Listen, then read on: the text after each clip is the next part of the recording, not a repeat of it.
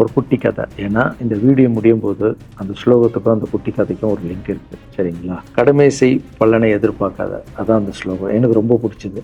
என்னடா இது கடமையை செய்ய சொல்றாங்க, பலனை எதிர்பார்க்க வேணான்றாங்கன்னு நிறைய பேருக்கு அந்த ஸ்லோகம் மேல ஒரு டவுட் ஒன்று. வேலை பண்றோம், வேலைக்கேற்ற கூலி எதிர்பார்க்க கூடாதா? இவ்வளவு கஷ்டப்பட்டு உழைக்கிறோம், சம்பளத்தை எதிர்பார்க்க கூடாதா?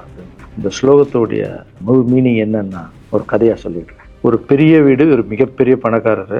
அவரு ரூம் மட்டும் கிளீன் பண்றதுக்கு ரெண்டு ஆட்கள் இருப்பாங்க. ரொம்ப பிடிச்சவங்களும் 2 பேரு அந்த ரூம் கிளீன் பண்றதுக்கு வச்சிருக்காரு. அவர் மிகப்பெரிய பணக்காரர். இப்போ 2 பேரும் வந்து ரூம் துடைக்கிறவங்க. ஓகே, அவர் காலையில ரெடி ஆகி அந்த ரூம்ல இருந்து வெளியே வரும்போது அவங்க துடைச்சிட்டு இருக்காங்கல்ல, அதுல ஒருத்தர் வந்து அவர் பாட்டுன்னு ஒரு வேலையை பார்த்துட்டு இருப்பார், துடைச்சிக்கிட்டே இருப்பார். இன்னொருத்தர் இருக்காருல்ல, அவர் போய், சார் உங்க ட்ரெஸ் சூப்பரா இருக்கு சார், சார் நீங்க போட்டுக்கிற கண்ணாடி நல்லா இருக்கு சார், சென்ட் சூப்பரா இருக்கு சார், நல்லா இருக்கு சார், சூப்பரா இருக்கீங்க சார், எனக்கு பேக் கொடுங்க சார் வாங்கிட்டு போவார். இன்னொரு ஆளு வணக்கம் சார் சொல்லிட்டு வேலையை மட்டும் பார்த்துட்டு இருப்பாரு. இப்படியே தினமும் நடக்கும். அப்புறம் அந்த ஓனர் வந்து இந்த ஊரை விட்டு வெளியூருக்கு போறாரு. போகும்போது 2 வேலைக்காரங்களும் கூப்பிட்டு ஒருத்தருக்கு வந்து 1 மாசம் சம்பளம் எக்ஸ்ட்ரா, யாரு கூட பேக்லாம் தூக்கிட்டு போய் எப்போ பார்த்தாலும் சூப்பர் சூப்பர் சொன்னார்ல, அவருக்கு 1 மாசம் சம்பளம் எக்ஸ்ட்ரா. இன்னொரு ஆளுக்கு ஒரு வீடு வாங்கி கொடுத்து அவரை, நீ என் கூடவே வந்துருங்க, நான் அவர் கூடவே அவரை கூப்பிட்டு போறேன். இவன் ஓடி போய் கேட்டானா, சார் என்ன சார் தினமும் நான் தானே சார் உங்க பேக் எடுத்து, நான் கொடுத்த வேலையை நீ கரெக்டா பண்ணல, நீ ஜால்ரா அடிக்கிறதுலயே இருந்த,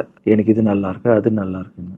ஆனா அவன் வேலையை மட்டும்தான் பார்த்தான். வேலையை கரெக்டா பார்த்தா பலனு கடவுள் கொடுப்பாரு.